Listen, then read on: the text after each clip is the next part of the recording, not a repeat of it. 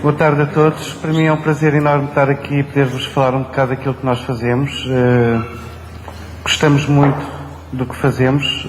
Tentamos ser criativos e oferecer criatividade tecnológica como produto. E eu depois, no final da apresentação, vou-vos tentar falar um pouco também mais de outros projetos que a Artica faz, mas agora ia-me concentrar um bocadinho nesta questão da robótica. Porquê? Porque a robótica é uma coisa que toda a gente acha que é muito promissora, mas que na prática ainda tem muitas poucas aplicações no dia-a-dia, no nosso dia-a-dia, na nossa vida comum e na nossa vida normal. Então, um dos grandes objetivos da Artica, e é um dos leitmotivs da Artica, é conseguir fazer com que a robótica saia dos laboratórios e passe a fazer parte do nosso dia-a-dia. Não é fácil, temos tentado várias soluções diferentes e procuramos fazê-lo por duas vertentes diferentes. Uma é disponibilizando plataformas robóticas e fornecendo open source e fornecendo código sobre como é que as pessoas podem usar os robôs nas suas vidas comuns e como é que podem aprender a trabalhar com os robôs para que as próprias pessoas consigam criar utilidades para os robôs. Isto porquê? Porque nós achamos que a robótica está muito fechada ainda dentro dos laboratórios das faculdades e sempre com dispositivos extremamente dispendiosos e caros e não se sai desse paradigma ou do paradigma das fábricas para o paradigma do dia-a-dia um bocado por causa disso, porque há aqui um grande gap, um grande buraco entre o que é um robô como ele deveria ser, o supra-sumo da tecnologia, até o que é um robô que seja affordable, que seja, às vezes eu uso alguns termos ingleses quando estou a falar em português, peço desculpas, mas que esteja na nossa capacidade para adquirir. Então, um dos grandes motes da Artica tem sido este, Robots for All. Porquê? Porque nós achamos que está na altura de nós próprios utilizadores e não nós próprios da Artica, nós próprios utilizadores encontrarmos utilidades para dar aos robôs.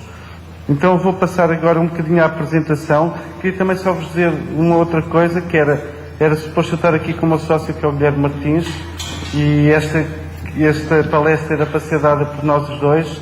Acontece que ele adoeceu, então vou tentar segurar as pontas todas sozinho. Desculpem-me alguma coisa que esteja desíncrona, porque era suposto estarmos a partilhar aqui a apresentação. Peço à partida um pouco de desculpas por isso.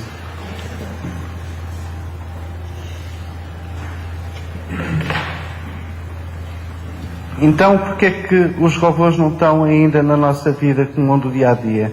E aqui há uma coisa engraçada, que é, este vídeo demonstra um bocado isso, que é, este vídeo tem origem em 1950, ok? Portanto, em 1950, esperem aí, deixem-me só ligar o som.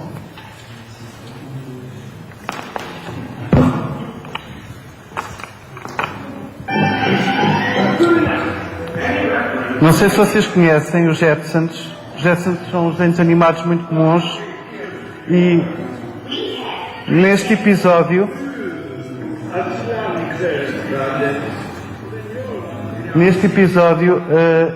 ela está a ir comprar um robô. Então há vários modelos disponíveis com várias funcionalidades diferentes e uma pessoa do dia-a-dia, como eles previam que fosse o futuro, e estamos a falar de 1950, portanto eles achavam que em 1980 e que troca o passo, isto já seria a nossa realidade, estaríamos a escolher diferentes robôs domésticos que nos ajudassem nas tarefas do dia-a-dia com diferentes características e capacidades. Portanto, este episódio retrata um bocado ela ir comprar o robô, então as várias ofertas que a loja tem de robôs, desde o robô mais sensual até ao robô mais funcional. E era isto que era a visão há 50 anos de como é que seria a nossa realidade de hoje. E nós ainda não chegámos a este ponto. E porquê? Incapacidade tecnológica? Isto é mesmo um desafio, uma pergunta que eu vos estou a lançar. Por incapacidade tecnológica, acham que ainda não temos a tecnologia capaz de fazer com que os robôs façam isto?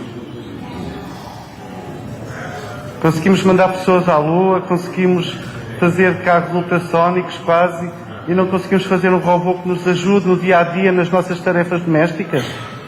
Temos o caso do Rumla, não é? Mas o Rumla é um aspirador, mais do que um robô. E pouco mais faz do que aspirar. Onde é que acham que a coisa falhou? Onde é que acham que de facto nós não conseguimos lá chegar por uma incapacidade nossa da humanidade? Ninguém tem... Custo de desenvolvimento? Custo de desenvolvimento do quê? Desculpa, vou baixar o som para se poder ouvir.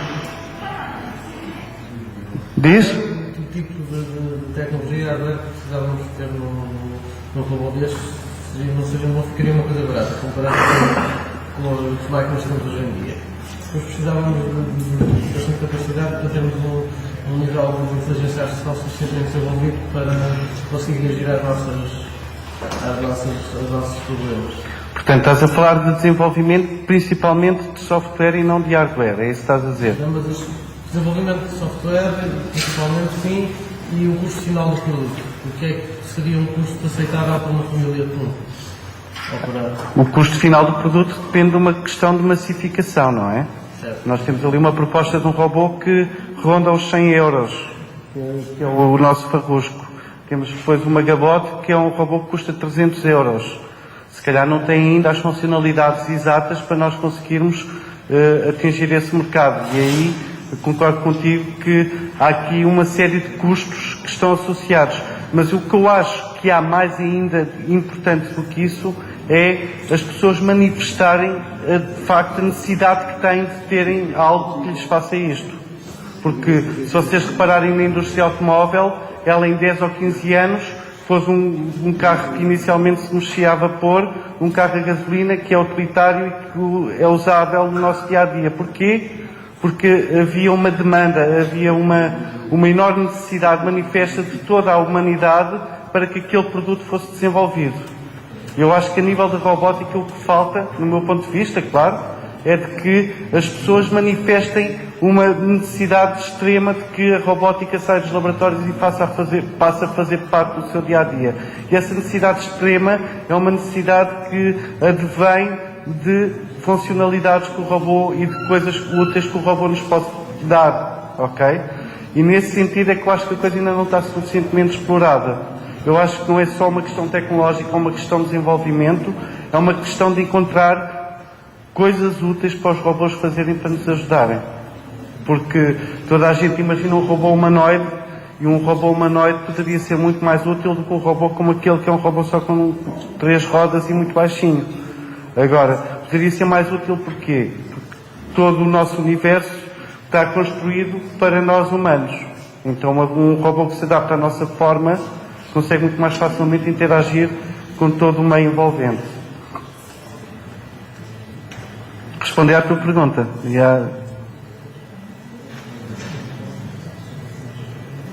Desculpem. Aqui temos um exemplo de um robô.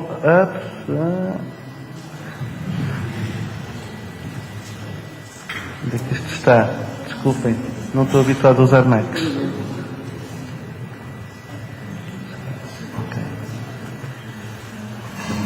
Temos um dos pais da robótica moderna, que é o Rodney Brooks, que inventou este robô.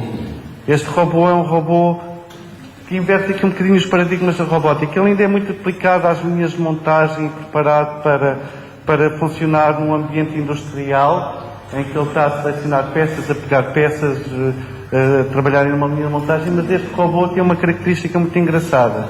Uma das principais características é que, ao contrário dos robôs que vocês veem normalmente numa linha de montagem, que tem uma funcionalidade muito específica, este robô pretende ter uma funcionalidade genérica. Ele pretende que possa ser aplicado a diferentes paradigmas que existem nas linhas de montagem e nas fábricas hoje em dia. Vejam um bocadinho o vídeo porque ele tem aqui umas coisas muito engraçadas, que é, primeiro, é um produto out of the box. Não é um robô feito particularmente para uma determinada funcionalidade. Ele é feito para poder executar múltiplas funções. Depois, há esta característica que é não necessitar de ser programado. Ele é ensinado pelas pessoas a fazer uma determinada tarefa. E isto é muito engraçado porque ele percebe que tem de agarrar um objeto, e ele consegue identificar o objeto que está à frente dele e que tem de executar uma determinada tarefa com o objeto. E essa maneira de ele aprender é uma maneira quase humana, é mimetizar o que é necessário que ele faça. Nós, ao fazermos os movimentos que pretendemos que ele faça, e ele permite ser manipulado por uma pessoa com a mão, ele, a partir daí, passa a executar esses movimentos de acordo com aquilo que nós especificámos que era necessário que ele fizesse. Ok? Portanto, depois há outra coisa engraçada, que é estar com um conjunto de sensores que torna o prático de ser usado. Ou seja, normalmente nestas linhas de montagem robótica, não sei se vocês já tiveram alguma vez a oportunidade de verem alguma, os robôs estão em salas onde não pode entrar ninguém, porque se eles batem em alguém, despedaçam a pessoa. Este robô está com um conjunto de sensores enorme para que, se toquem alguém ou alguma coisa, ele pare imediatamente o que está a fazer e só depois de se certificar que pode continuar, é que ele continua a tarefa.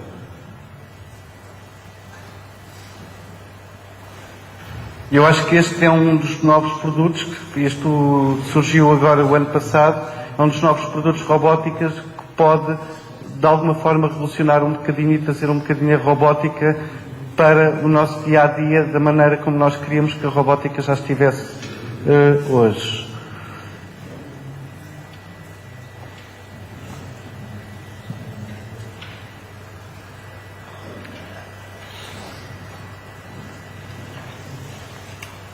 Aqui é uma talk em que, se vocês repararem, nós temos desde o Bill Gates até ao falecido, não me estou a lembrar do nome dele, o chefe da Apple, o Steve Jobs, a dizerem que a robótica assemelha-se hoje em dia ao que era...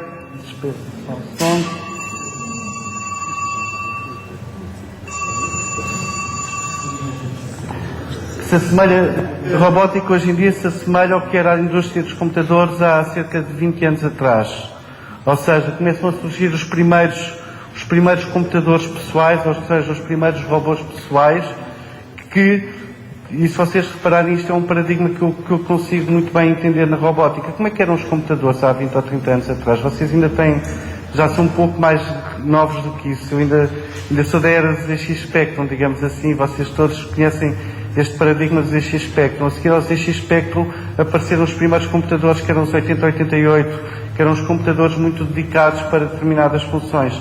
Depois, o que é que apareceu? Apareceu o MS-DOS e o sistema da Apple, que o que é que permitiram? Permitiram que os computadores, em vez de serem só máquinas que calculassem trajetórias de naves espaciais e coisas dessas, os computadores começaram a surgir no dia-a-dia das pessoas. Porquê? Porque as pessoas começaram a usar os computadores para fazerem processamento de texto, as pessoas começaram a usar os computadores para fazerem Excel, as pessoas começaram a usar os computadores como ferramentas úteis para aquilo que elas já faziam com muito mais dificuldade anteriormente.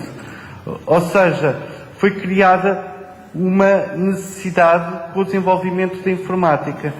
E isto é um bocado o paradigma que a robótica tem hoje em dia, se vocês repararem bem, que é, já começam a surgir os primeiros robôs de custos acessíveis e de fácil acesso, e as pessoas começam então a procurar o que é que eu posso fazer com o robô, como é que eu posso tornar este robô útil para mim. E isto é como estava a indústria dos computadores há 20 ou 30 anos atrás, que era, os sistemas operativos eram horríveis, era difícil trabalhar com o MS-DOS, era difícil trabalhar com o WordStar, o Excel não existia, existia o Lotus 1, 2, 3, e era quase com Ctrl-K, Ctrl-C para conseguir fazer operações, não havia rato propriamente, havia as setas e havia o teclado, e toda a gente começou cada vez mais a querer mais o computador para executar as suas tarefas diárias. E depois começaram a surgir a especialização dos computadores. Havia computadores com grandes placas gráficas para desenhar, havia computadores com grande capacidade de processamento para fazerem cálculos numéricos, havia computadores, ou seja, criou-se uma espécie de standard que apareceu com o Buzz, com os standards dos 8088, que eram abertos, que toda a gente podia programar para eles. Começaram a surgir, então, aplicações específicas que funcionavam em cima desses standards e que satisfaziam a necessidade das pessoas. E essas aplicações cada vez foram se desenvolvendo mais, até ao paradigma que nós temos hoje em dia, que um computador já quase faz tudo. E todos nós não conseguimos imaginar a nossa vida diária sem o recurso a um computador para a maior parte das tarefas que executamos. Com a robótica eu acho que é um bocado esse paradigma que vai surgir dentro de muito pouco tempo. E não é nós, Ártica, que queremos estar à frente nisso, mas é nós, Ártica, gostarmos de poder, de alguma forma, contribuir e estimular para que isso possa acontecer.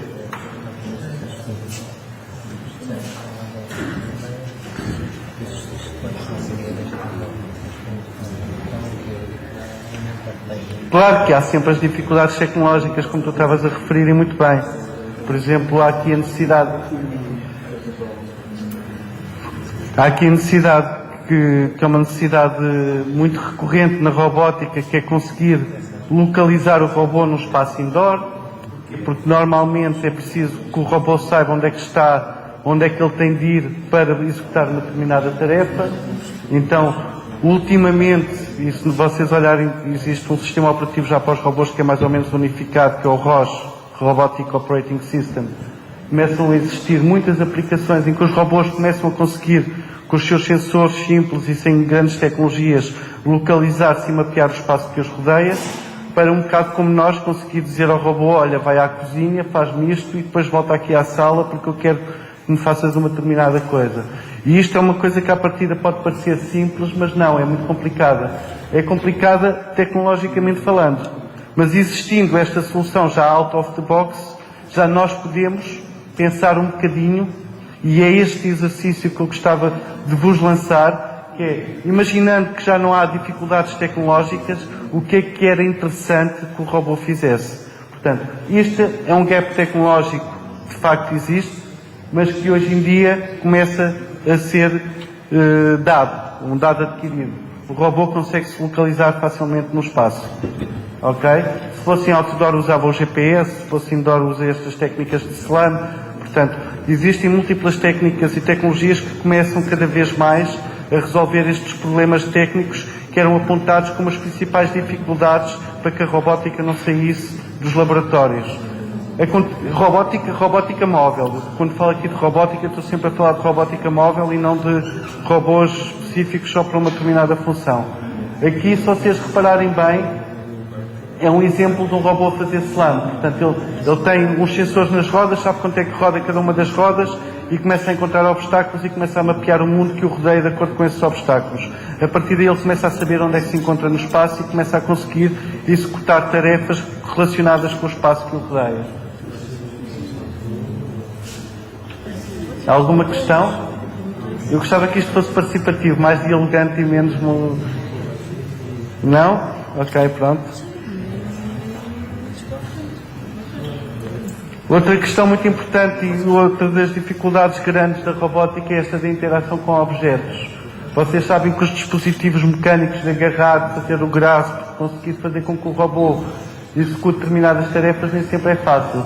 E neste caso vocês reparam bem nisso, porque o robô está a conseguir executar uma tarefa complicada, mas reparem que parece que todos os objetos que ali estão preparados para que possam ser manipulados pelo robô. É importante conseguirmos fazer com que o robô consiga manipular o mundo que nos rodeia. E o mundo que nos rodeia está, mais uma vez vos digo, preparado para nós humanos, está preparado para as mãos, está preparado uma maçaneta de uma porta para um robô abrir, tem de conseguir lá chegar com a mão e rodar a porta. E nós não vamos conseguir mudar toda a realidade que nos rodeia só para satisfazer as necessidades dos robôs. Nós temos de fazer com que os robôs venham um bocado de encontro à realidade que nós temos. Então, é um exemplo. E como vêem, ainda há aqui algumas dificuldades, mas eu acho que mais uma vez estas dificuldades tecnológicas vão desaparecer com o tempo. Porque já há robôs que conseguem manipular objetos feitos por humanos cada vez mais.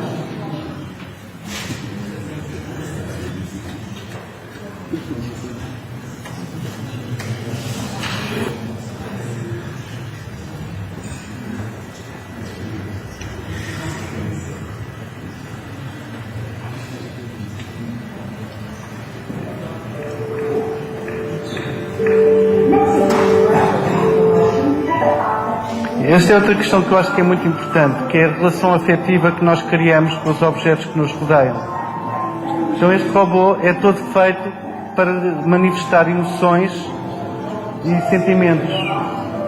E isto eu acho que é preponderante porque na interação com humanos reside também uma das grandes desafios, uma das grandes respostas que a robótica vai ter dado. Às vezes a tecnologia tenta algumas coisas que acabam por não resultar tão bem, mas acabam por se manifestar importantes para o desenvolvimento futuro.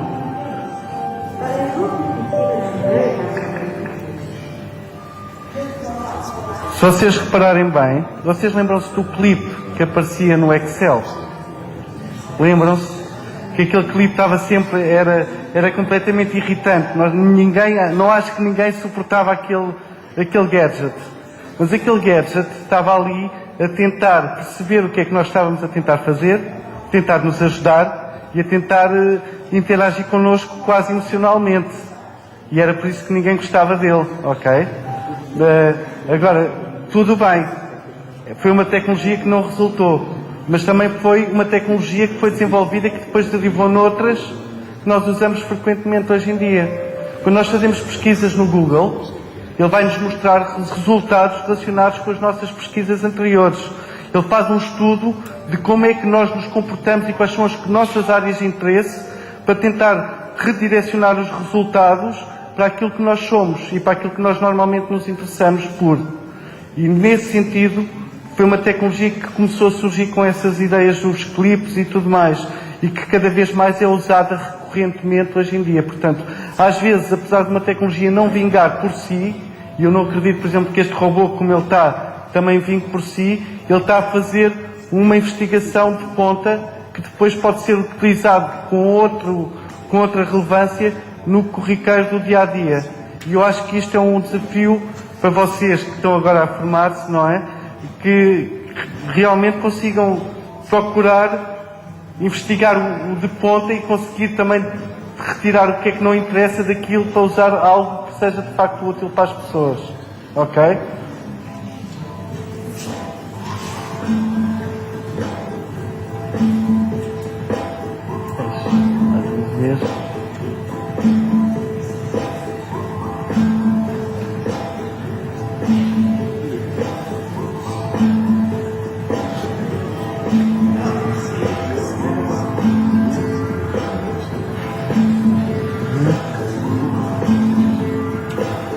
Está aqui com uma música a tocar, não sei porquê.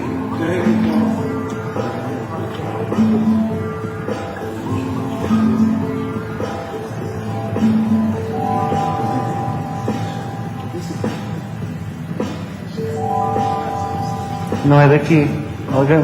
Alguém pode ajudar aqui? O que é que se passa?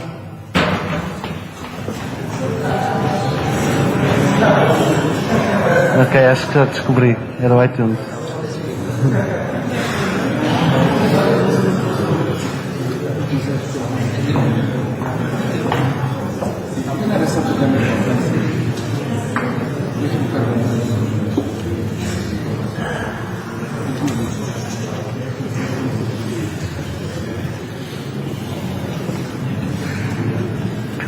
Outra coisa que eu já disse aqui várias vezes é que os objetos que nos rodeiam são feitos para nós humanos, não são feitos para os robôs.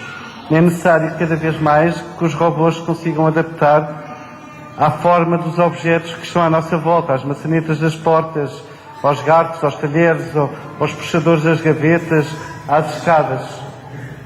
E agora aqui há um exemplo de quão difícil isto não é tecnologicamente.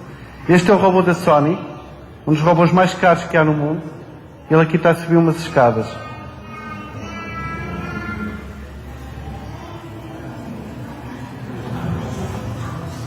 E a Sony sempre que faz uma demonstração com este robô mete um caminhão de tiro por trás onde está a tecnologia toda que está a ser usada pelo robô.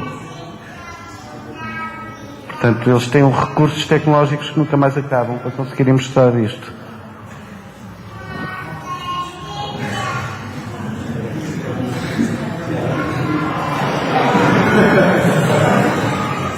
Não é fácil.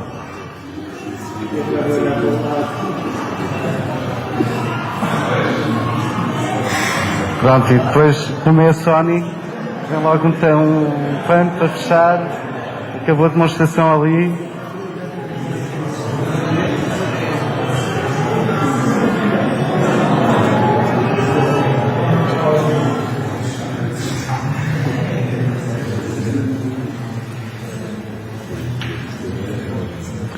Existem esta questão aqui que eu acho que é muito pertinente e que eu estou a falar nela desde o início da palestra, que é, existe o contexto da aplicação, se nós queremos usar o robô na nossa casa, se nós queremos usar o robô para ir às compras na rua, se nós queremos... Portanto, há o contexto todo meio envolvente com o qual nós queremos aplicar a robótica e cada um desses contextos tem uma complexidade associada. Por exemplo, aqui nós vemos uns robôs que foram caríssimos da ABB, cada um deles executa uma tarefa de conseguir pintar o carro, o outro pegar no carro, e cada um destes manipuladores, por assim dizer, é extremamente dispendioso. A robótica tem de sair deste paradigma. Este é o paradigma do laboratório, é o paradigma da linha de montagem muito dedicada e muito específica.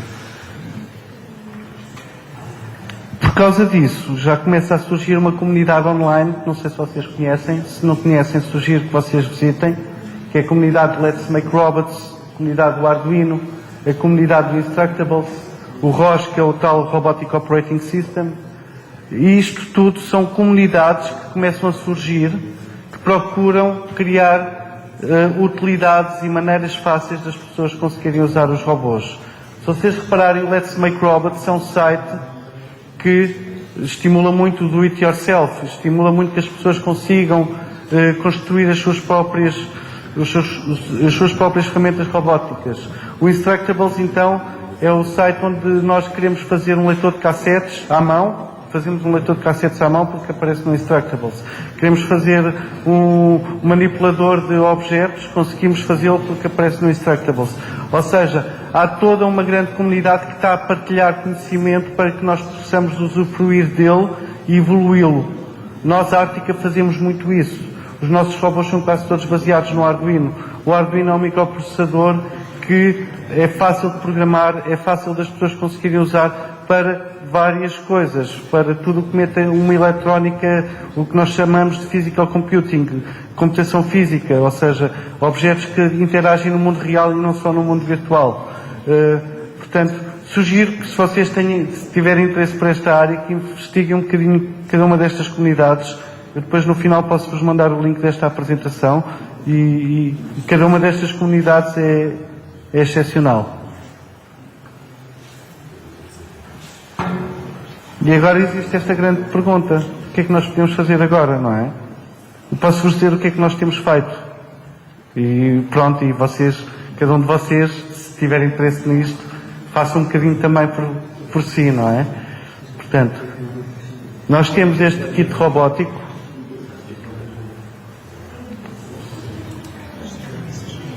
Nós temos este kit robótico, que é o Farrusco, está aqui um exemplar dele. Não está ligado neste momento, mas amanhã no workshop toda a gente vai poder meter hands-on nele.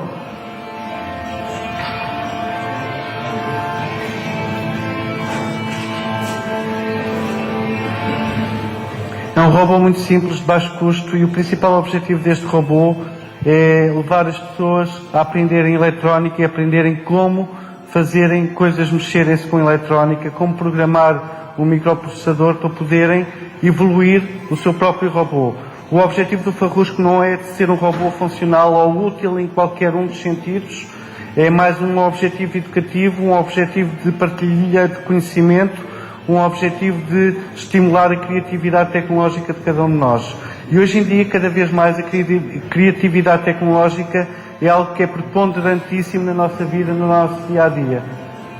Aqui, se vocês repararem bem, o Farrusco tem algumas semelhanças com um organismo biológico. Tem um pescoço que olha para a esquerda e para a direita, com um sensor de distância colocado à frente do pescoço, que são os nossos olhos, que permite detectar alguns obstáculos. Tem sensores de colisão, que permite detectar colisões com obstáculos e procurar reagir a isso. E tem exemplos de código que vão desde o acender o LED até o fazer rodar as rodas, até como fazer navegação autónoma num espaço evitando os obstáculos ou como procurar o espaço livre que se encontra à nossa volta. Também isso está tudo online, também tudo isso é partilhado com a comunidade. O próprio PCB do Farrusco é partilhado para que as pessoas possam, se quiserem, fazer os seus próprios PCBs. E isto foi algo que nós bebemos a comunidade e que nós também queremos devolver à comunidade. E acho que é este espírito de comunidade que vai permitir construir e fazer evoluir a robótica para estes paradigmas que eu tenho estado aqui a falar. Um outro exemplo, já um bocadinho diferente, é o do Magabot. Porquê? Porque o Farrusco tem um microprocessador, o Magabot o conceito é um bocado diferente, é o Laptop on Wheels. O Laptop on Wheels quer dizer que nós podemos usar um ecrã que o computador tem, as colunas que o computador tem, o microfone que o computador tem, a capacidade de processamento que o computador tem, a câmara que o computador tem, para poder criar coisas úteis para a robótica. Portanto, se o computador hoje em dia já é suficientemente genérico e já nos permite executar um sem número de atividades, um computador com capacidade de locomoção é praticamente um robô. Então a maneira de nós termos um robô mais barato possível em casa é com aplicações estilo Magabot. Ok? Portanto, aqui há vários exemplos. Estes dois robôs estão a ser teleoperados por Skype. E há pessoas que eu conheço que se conheceram já através do Magabot e que depois ficaram com os contactos umas das outras e ficaram a falar umas com as outras. Portanto, isso foi muito engraçado. Aqui é um exemplo com uma pen 3G, um robô num espaço público. E esta pessoa estava nos Estados Unidos, não conhecia Portugal e acabou por ver o pôr do sol no Rio Tejo. Aqui é outro exemplo em que já estamos a usar um bocadinho a capacidade de processamento do computador para fazer reconhecimento de, neste caso, color tracking. Então ele está a seguir o laranja da camisola do Guilherme. Portanto, é importante às vezes procurar pequenas aplicações que mostram funcionalidade e que permitem às pessoas depois também criarem coisas em cima delas. Aqui foi uma aplicação do Magabot e aquilo é um Magabot que ali está de baixo, em que nós fizemos uma mascote para o CodeBeats baseado neste sistema robótico. E era um Magabot sem tirar nem pôr, não era modificado, não era nada. Foi-lhe colocado uma carapaça diferente em cima, ele tem ali umas coisas que comunicam em 2C, depois posso explicar um bocadinho melhor o que é isso, permite controlar os LEDs que ele tem nos olhos. Aqui foi um Magabot utilizado no concurso de navegação autónoma do Encontro Nacional de Robótica. E aqui foi muito engraçado também, eu vou parar aqui um bocado o vídeo só para explicar um bocadinho esta história, ou não é preciso, que ele para aqui praticamente. Foi um miúdo de 16 anos, foi concorrer ao concurso de navegação autónoma, ok? Foi um miúdo que programou toda a aplicação para o robô conseguir navegar autonomamente naquele espaço. Para nós era muito importante provar que o Magabot podia ser facilmente utilizado por quem não tivesse grandes conhecimentos. E na altura, quer dizer, também não é um miúdo normal, era o Francisco Dias e era um miúdo com 16 anos, já tinha alguma proeficiência tecnológica, já sabia codar, já sabia fazer algumas coisas. Mas ainda assim, estar a concorrer contra mestres e doutorandos num concurso de navegação autónoma do técnico e ficar em terceiro lugar, mesmo sendo um miúdo de 16 anos e sendo uma pessoa um bocado proeficiente em termos tecnológicos, é impressionante, é mesmo impressionante. E nesse sentido, os meus parabéns a ele e muito orgulho eu de conseguir fornecer-lhe uma plataforma que lhe permitisse autonomamente conseguir chegar a esse resultado. Ok?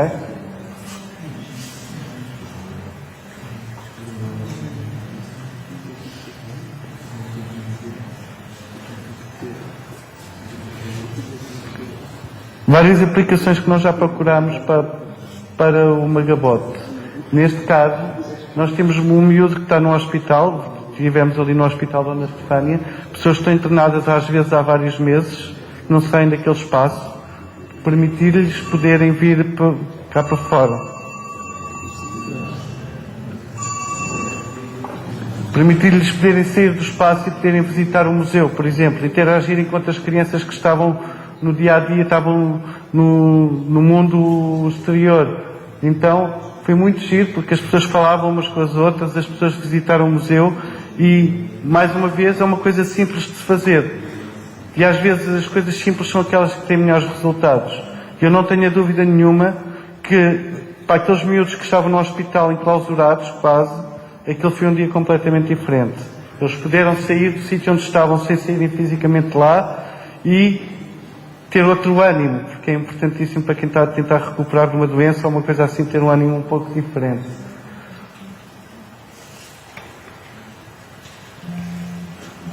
Aqui foi um outro caso que nós aplicámos ali na Fundação Champalimau, em que havia um conferencionista, portanto uma pessoa como eu, que estou agora aqui, que não podia lá estar fisicamente. E ele estava a pensar em fazer a conferência toda por Skype. Só que não podia, porque era difícil estar por Skype, a aparecer no projetor e tudo mais. Então o que é que aconteceu? Pediram-nos um magabote e ele acabou por dar a conferência toda no magabote. Meteu-se ali o microfone para ele poder falar, como eu estou a falar aqui com as colunas, ele interagia com as pessoas, virava-se para as pessoas, falava com elas, falava com as outras pessoas que estavam ali ao lado. E mais uma vez, uma coisa simples de se fazer com robótica, e às vezes é isto, é ser criativo com a tecnologia que já existe, não é necessário ir ao supra-sumo da tecnologia para se conseguir encontrar novas coisas para se fazer com a robótica. Às vezes é só aplicar criativamente a tecnologia que já existe. E nesse sentido a Artica Creative Computing é esse o modo como é a Artica. Nós não queremos ser o supra-sumo da tecnologia em nenhuma das áreas que investigamos, mas sim aqueles que conseguem aplicar a tecnologia que já existe a paradigmas às quais a tecnologia ainda não foi aplicada anteriormente. Isto foi uma outra experiência que nós fizemos, também com algum sucesso, que era ter, com o Hangout do Google, não sei se vocês conhecem, as pessoas a controlarem vários magabotes. E aqui há múltiplas pessoas a controlarem um único robô. É aquela pessoa que está a falar, é a pessoa que ganha o controle do robô. Portanto, já não é só telepresença, já é telepresença com muitas pessoas ao mesmo tempo.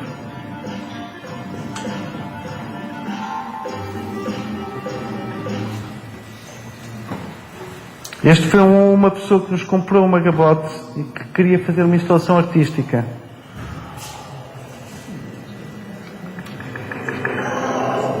E é sonora também, por isso é que eu estou a aumentar o volume. Portanto, é uma planta que reage à presença das pessoas.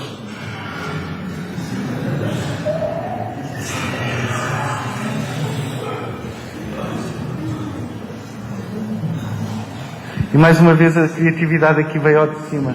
O robô estava sem sensores praticamente nenhuns, portanto ele era capaz de se localizar no espaço. Então ele criou uma solução criativa. Meteu-lhe uma corda e agarrou à parede. Portanto ele não saía daquele sítio. Ele estava sempre confinado a um sítio onde ele podia estar. Às vezes é estas coisas que são as que resultam melhor.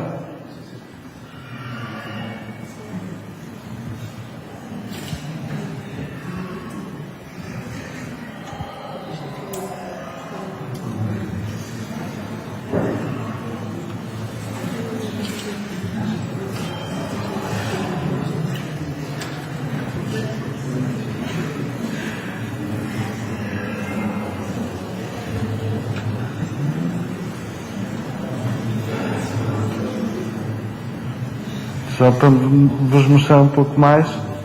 E esta instalação ainda está a funcionar. Portanto, este robô continua a interagir com as pessoas que passam à volta dele. É útil, não é útil? Pelo menos interessante é.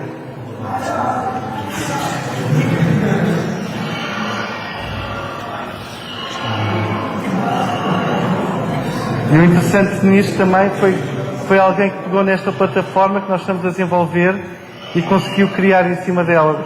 Nós nos encheu também de orgulho e de prazer.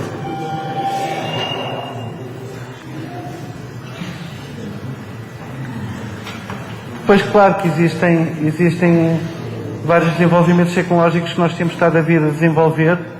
Aqui, se vocês repararem bem, é um magabote já preparado para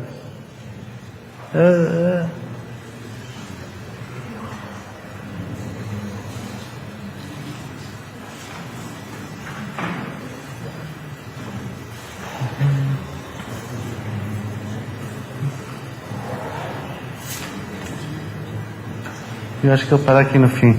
Se vocês repararem bem, estes são os sensores que o Magabot tem. Eu vou tentar apontar aqui com o rato. Ele tem aqui vários sensores de distância. Ele tem uma Kinect montada em cima dele, portanto ele consegue detectar as distâncias a determinados objetos. Se vocês repararem, eu estou aqui na imagem e aqui apareço eu em depth, em profundidade, com o Kinect. Ele tem aqui umas marcas fiduciais, porque mais uma vez o problema do SLAM é um problema ainda complicado de resolver, então nós, para conseguir arrepiar caminho, fomos criativos e com marcas fiduciais, ele mapeia o espaço através dessas marcas e isso permite que nós ultrapassemos o problema do SLAM e passemos ao problema seguinte, que é o que é que ele pode fazer uma vez que está localizado no espaço. E foi uma forma prática que nós encontramos de resolver esse problema. Tem uns sensores de chão também, que vocês depois podem observar no Magabot, que detecta linhas pretas ou detecta buracos no chão para evitar que ele caia em alguns buracos. E e tem os bumpers, que são estas coisas que detectam as colisões.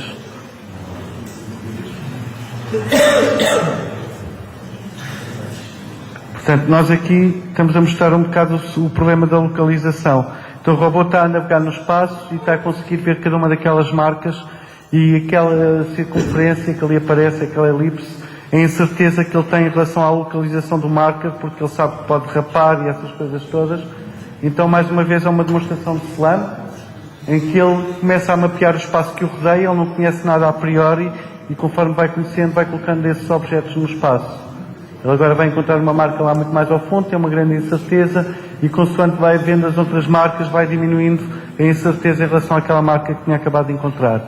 Depois aqui há um outro teste em que ele é raptado e é tapada a visão.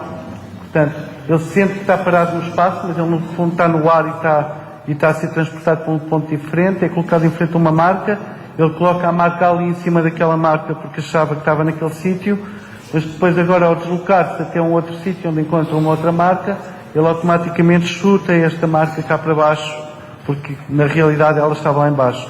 Portanto, isto é o Kidnap, é um exemplo muito prático e muito utilizado em robótica.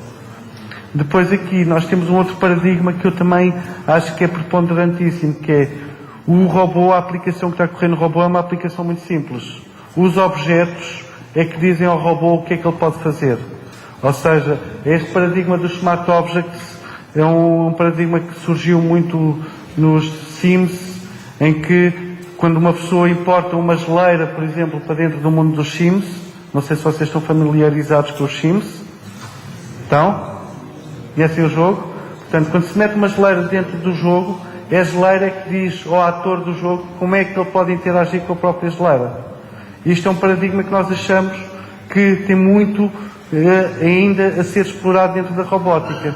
Porquê? Porque este rato é que me diz a mim que eu posso manipulá-lo. Se fosse um rato diferente, se fosse outro paradigma de rato, eu teria de aprender como é que este objeto é manipulado. Mas o objeto é que me transmite esse conhecimento. É a minha experiência com este objeto é que me vai transmitir esse conhecimento. E aqui estamos a aplicar esse mesmo paradigma à robótica.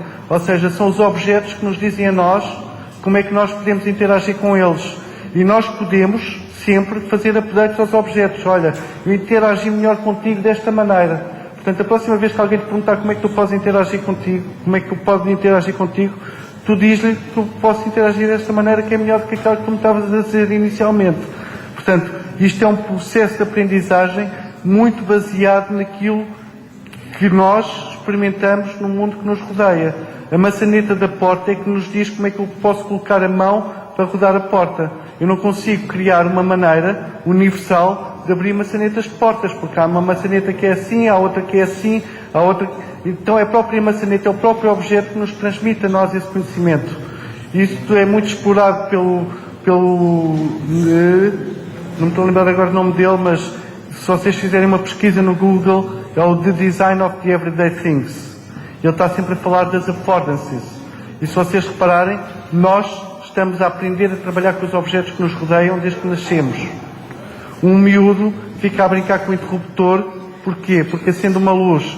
E depois ele começa a perceber que o interruptor serve para ligar e desligar a luz. Então ele criou essa affordance e a próxima vez que vir um interruptor, ele vai conseguir ligá-lo. Mas se uma torneira é a mesma coisa, uma pessoa aprende a abrir a torneira e a conseguir abrir a água. Mas quantas vezes é que nós não fomos a estas novas torneiras todas evoluídas, que têm os sensores todos escondidos e que ficamos às apalpa delas a tentar fazer com que a água se abra? Porquê? Porque aquela torneira, aquela maneira de interagir com a torneira ainda não está apreendida por nós. Ela ainda não nos transmitiu esse conhecimento. Mas hoje em dia, ao fim de algum tempo de experiência, já toda a gente começa a ver aqueles buraquinhos onde estão os sensores e já começam a perceber, ok, o que eu tenho que fazer é passar a mão à frente do sensor. Porquê? Porque já começamos a criar essa affordance. Portanto, são os objetos que nos dizem como é que nós podemos interagir com eles. E para que uma aplicação robótica não cresça em complexidade de uma forma exponencial, convém que essa aplicação esteja distribuída pelos objetos, que sejam os objetos que nos digam como é que nós podemos trabalhar com eles. E a aplicação que está a correr no robô é muito simples. Encontrei um objeto, pergunta ao objeto o que é que podes fazer com ele. Ok? Então, a aplicação em termos de código e tudo mais que está a correr no robô é uma coisa trivial.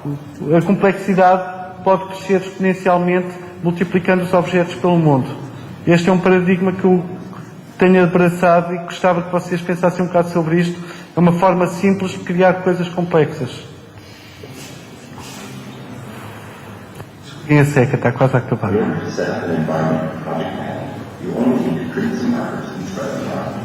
As you explore the space, the robot will detect markers and automatically create a map of the environment. Actions can be associated with specific landmarks to assist both remote and local behavior. After the system is up and running, anyone can log into the robot by simply making a Skype video call. Actions relative to the specific environment can be activated remotely. It is also possible to have the robot follow other people so that you can focus on a conversation while the robot autonomously navigates. Isto foi uma coisa que nós já falamos aqui. Opens up an endless number of possibilities to improve quality of life for global populations. Opportunities for global partnership and knowledge exchange can be promoted by bringing people together in the same place without the difficulties of travel. Navigation robots allow more efficient use of resources and time. Project Navi promotes a green world. Imagine giving a disadvantaged child the opportunity to explore the world's most famous museums through a personal computer. Imagine empowering interactions between family members, separated by work and other social reasons. Imagine giving disabled and elderly people the ability to step into the outside world. Pronto. Aqui é uma questão que foi uma coisa que nós vimos. As pessoas quando estão a manipular, teleoperar um robô, às vezes, por exemplo, para criar isto uma coisa que seja útil num escritório. Eu quero ir à cozinha. Eu quero ir ter com a secretária do fulano A. Eu não quero ficar ali meia hora a tentar evitar os obstáculos todos que eu tenho pelo caminho, mais para a esquerda, mais para a direita, para conseguir chegar àquela secretária. Quer dizer, robô, vai para ali. E não me preocupar mais com isso. Quando ele lá chegar, ele avisa-me e eu posso interagir e fazer as coisas que me interessam fazer com ele. Ok? Então foi esta dificuldade que nós vimos que as pessoas tinham com os nossos megabots que nós procurámos com o Navi contornar. Ok? E contornando com estas marcas fiduciais, porque o SLAM ainda não estava acessível na altura. Pronto, com isto terminei esta apresentação, ok? Gostava que me colocassem algumas questões sobre isto da robótica para todos e se quiserem ainda perder ou ganhar um pouco mais de tempo, eu posso-vos mostrar um bocado outros projetos que nós temos feito na África. Sim. Eu queria perguntar, aquela questão que me falou já é universal nos estudos de robôs, qualquer pessoa pode utilizá-lo e nós temos que fazer algum requisito mínimo do nosso robô para funcionar com o ROS? Sim, o ROS é uma espécie de standard. Tens sempre de adaptar o teu robô para poderes trabalhar com o ROS, sim. É o único ou há mais? Existem alguns, por exemplo, este Navi também vai ser, muito brevemente, já é open source, se alguém me pedir o dual source, portanto, é como se fosse open source e não usa o ROS. O ROS é muito baseado em Linux, nós usamos muito mais o Windows do que o Linux, como tal, ainda temos algumas dificuldades, mas já existe uma versão do Megabot com o ROS a funcionar. Desculpem. Mais alguma questão? Não? Sim.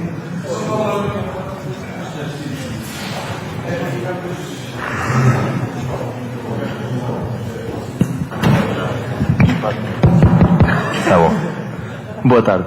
Uma questão. Em relação a termos esses robôs que nos podem fazer tudo por nós, não estou a falar, por exemplo, no caso dos doentes, que isso, pronto, é essencial, mas, por exemplo, nós, no dia-a-dia, como estava a falar, por exemplo, eu estou no meu escritório e quero que o robô vá a sítio X ou Y, isso não poderá ser um bocado prejudicial também para as pessoas, quer dizer, ao fim e ao cabo, nós no futuro não vamos precisar de fazer nada.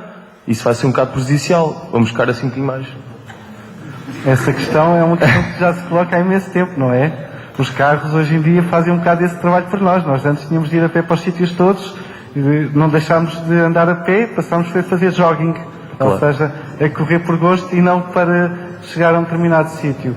É óbvio que todas as ferramentas e as tecnologias que a humanidade inventa visam facilitar o trabalho das pessoas nas suas tarefas do dia-a-dia. Como tal, geram desemprego, mas também criam outras necessidades, tipicamente.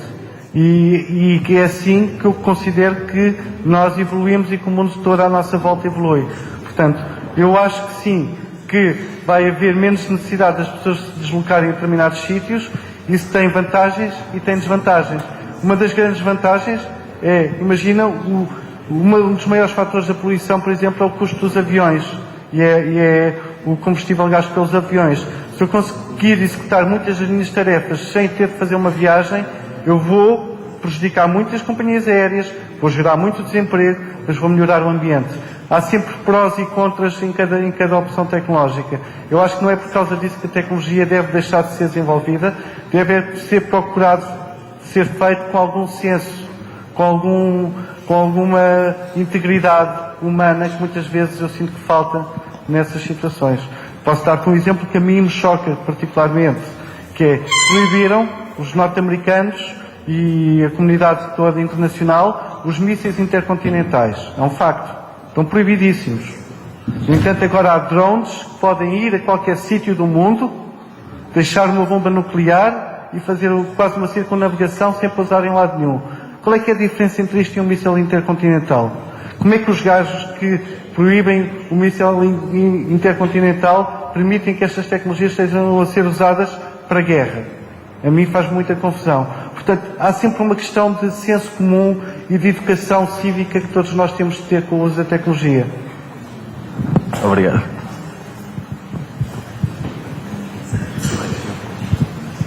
Não há mais questões nenhumas? Ok. Posso só falar então um bocadinho da Ártica, só para vocês...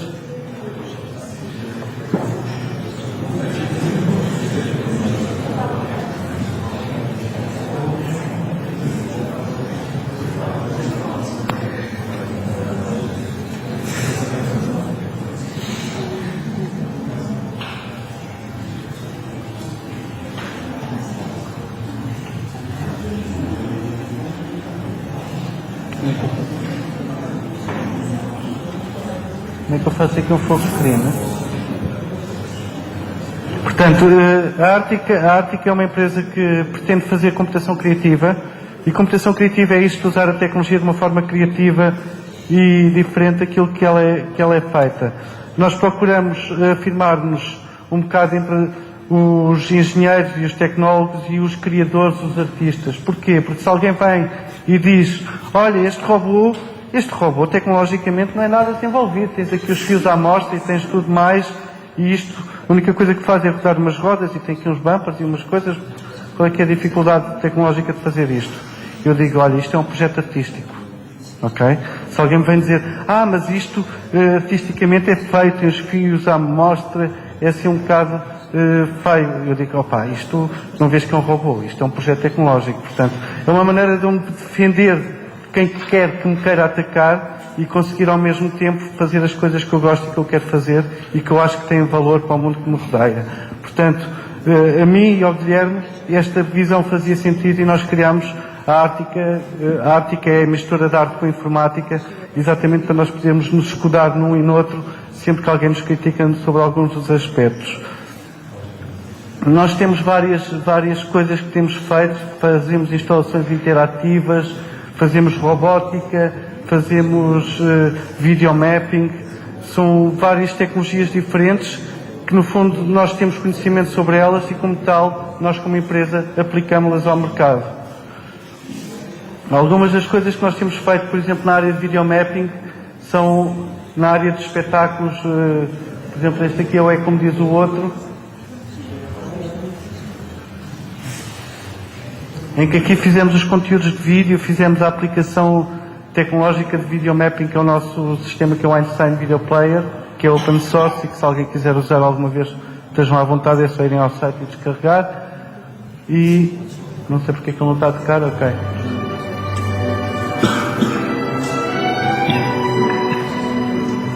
E aqui fizemos todos os conteúdos visuais e o sistema de mapping para este espetáculo.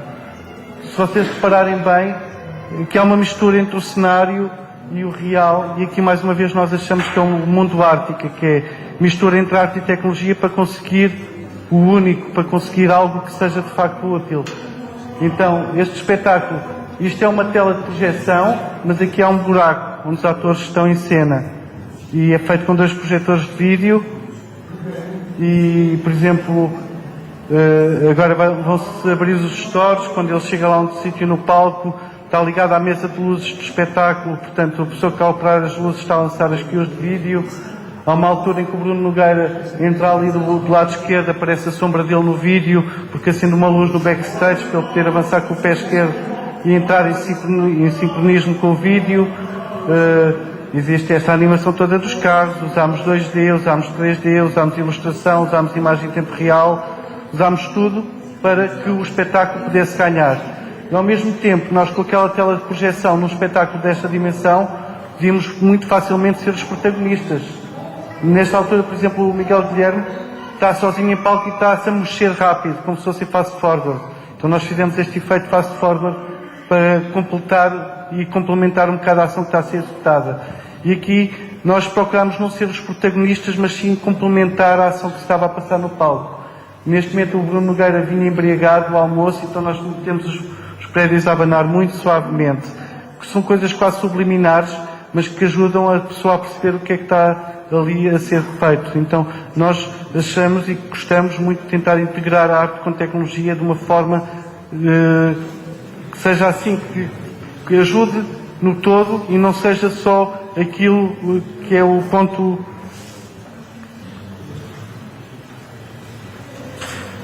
de foco, digamos assim. Deixem-me só...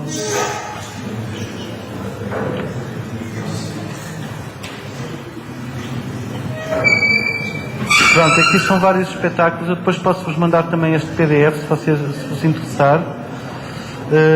Aqui, por exemplo, é uma instalação interativa já feita com recurso à visão por computador, e mais uma vez é uma mistura entre arte e tecnologia, em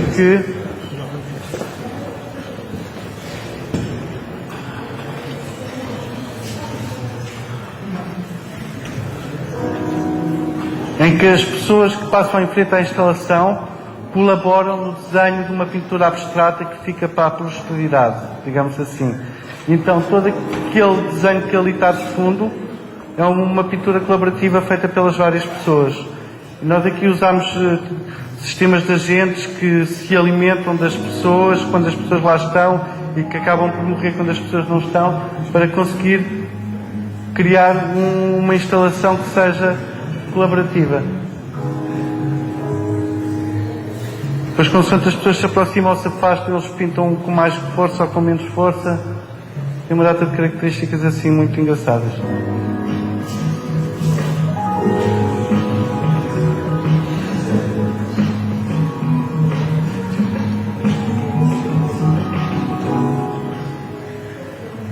Pronto, aqui são várias das nossas instalações. Aqui há um móvel de acesso que é muito engraçado também, onde as pessoas colocam a mão, sai vento, e só nesse sítio é que sai vento, quando estão a ativar comportamentos, detecta a presença das pessoas. Tem todo o paradigma de interação, de quando alguém reagir à proximidade de alguém e estimular a pessoa a interagir com o próprio objeto. Aqui às vezes também vêm muitos artistas ter connosco que querem determinadas coisas que não sabem como é que conseguem fazer, ou pessoas que já têm as soluções quase técnicas desenvolvidas, mas falta-lhes ali uma pequena componente. Nós gostamos também de colaborar e conseguir complementar com essa componente que falta. Aqui há vários casos disso. Uma bailarina que atua na realidade e no Second Life, então criou uma cinta com sensores para medir a respiração, a temperatura do corpo, a umidade, e com o Second Life pudesse reagir a isso, e ela já tinha toda a manipulação e o software development para essa parte do Second Life, e nós conhecemos só a parte da computação física e o componente sensorial.